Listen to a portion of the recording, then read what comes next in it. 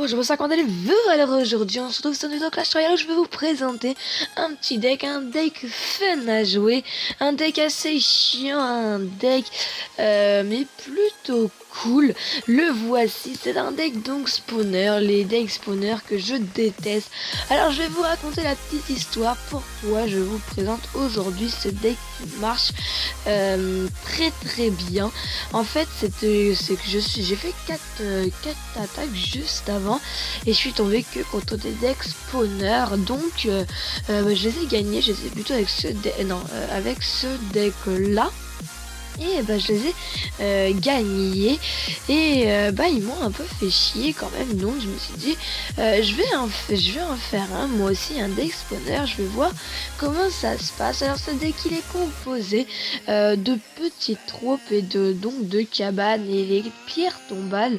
Les barbares en attaque comme en défense, les barbares qui vont être utilisés contre les princes et les cochons, les flèches qui vont être utilisées donc contre tout ce qui va être les gobelins, tout ce qui va être en masse, donc l'armée de squelettes, l'ordre de gargouilles, etc. Les gobelins qu'on va pouvoir utiliser aussi contre le prince si on n'a pas les barbares, ou alors contre tout ce qui va être le mini PK ou même le gros PK. Contre le gros PK qui va être très utile. Les gobelins à lance on va pouvoir mettre pour faire l'effet de masse avec nos cabanes, et la pierre tombale qui pourra être utilisée comme en attaque comme en défense.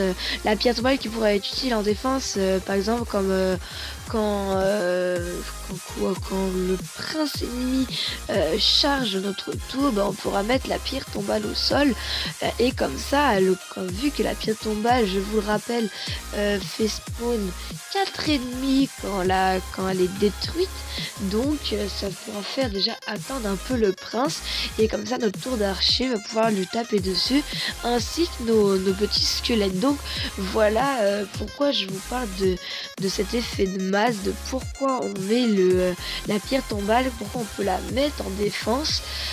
Et voilà, après on va avoir la mousquetaire pour tout ce qui va être dans les troupes aériennes, de troupes aériennes qui vont donc être les dragons.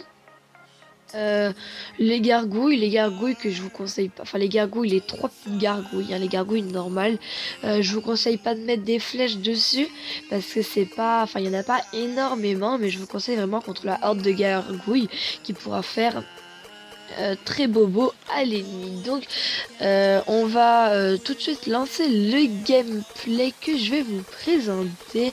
Alors on se retrouve tout de suite. Alors les potes, c'est bon, le gameplay est lancé.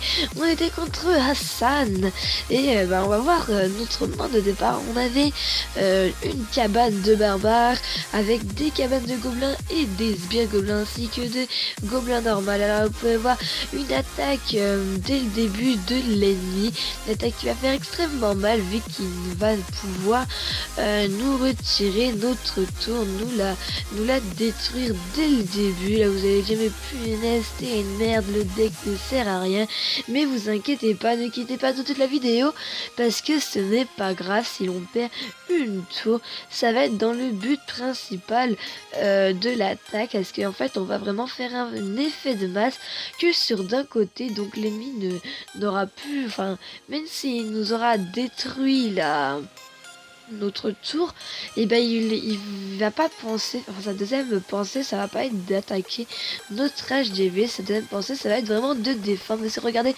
on est au tout début et il y a déjà un énorme groupe de un énorme groupe de monstres qui arrivent sur le bord de l'ennemi qui joue donc avec le bombardier qui fait très mal face à ce deck. Mais quand je voulais vous dire, tout ce qui est bombardier ou flèche, il ne servent un peu à rien si l'ennemi les a, parce qu'en fait même si erreur de sa part aussi, là on peut voir il a mis un sort de rage. On se demande pourquoi, mais voilà, on a pu rattraper tout de suite le retard qu'on avait en lui détruisant sa tour et en lui faisant masse dégâts. Alors je disais, alors tout ce qui va être flèche bombardier, ça va lui servir un peu à rien, parce que même s'il nous détruit nos troupes, et les troupes vont revenir aussi, enfin tout de suite. Enfin l'effet de masse va être tout le temps là sur le jeu. Si vous arrivez vraiment bien à gérer vos cabanes, ça peut être très simple. Regardez, là il n'y a plus de troupes, mais d'un coup ça revient, tout revient. Là l'ennemi qui remet la même technique du début. La horde de gargouilles suivie du prince. Et là comme vous avez pu le voir, j'ai mis les flèches sur la horde de gargouilles. Et comme je vous avais dit, j'ai mis donc la pierre tombale sur le prince qui a pu le faire un peu yesh, et suivi des gobelins sans lance, des gobelins normales pour que ça lui fasse un peu mal, enfin pour que ça continue sur la même lancée. L'ennemi qui met donc une horde de gargouilles sur notre petit tas de barbares. Là vous pouvez voir qu'on commence déjà à avoir beaucoup de cabanes avec beaucoup de monstres. Alors là je pense qu'on a au moins une bonne vingtaine de troupes. Alors c'est ça, je vous conseille ce deck. Si vous n'arrivez pas à remonter arène 3 ou 4, je vous conseille en arène 3 ou 4, ça va vraiment être pour les débutants. Moi je l'utilise là en ce moment, c'est pour faire rapidement mon coffre à couronne. Là comme vous pouvez voir, je suis déjà à 3 sur 10. J'ai fait une attaque, j'ai fait un 3 étoiles. De toute façon c'est soit vous faites un 3 étoiles, soit vous faites rien. Contre ce deck, ce qui va être c'est pas le deck parfait, ça va vraiment être un deck qui va être fort contre tout, sauf contre un truc, ça va être contre les decks avec un ballon à l'intérieur, parce que les ballons sont très cheatés contre ce deck.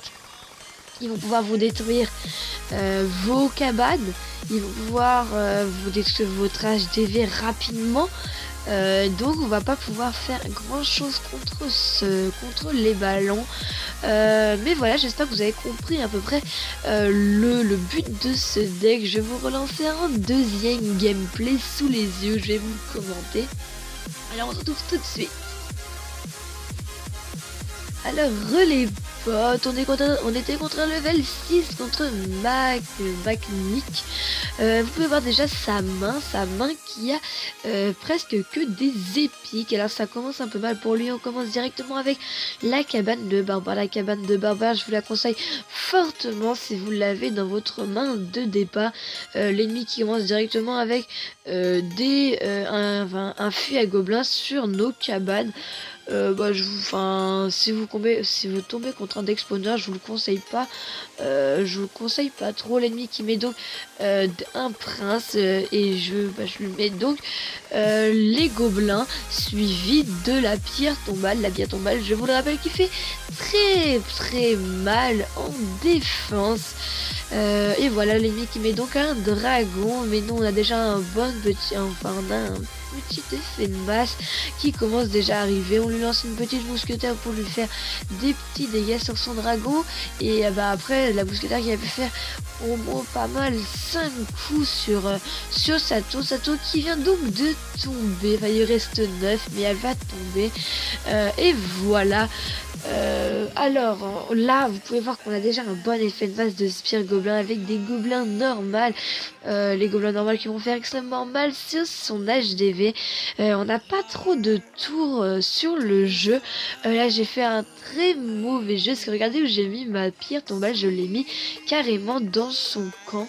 C'est pas très bon. Là je ne comprends plus pourquoi il n'attaque pas. Ok, d'accord, bon, je me rappelais plus trop de ce gameplay. Je crois qu'il a ragé, mais voilà, c'est vraiment ça. Je vous le conseille pas si vous savez jouer. Si vous savez jouer, n'utilisez pas ce deck, ou alors si vous avez besoin de faire votre coffre à couronne, parce qu'il fait vraiment il fait vraiment rager. Faites-le si vous n'avez vraiment pas à monter en trophée. Alors j'espère que cette vidéo vous aura plu. Laissez un like, commentez, partagez, abonnez-vous surtout, et je vous dis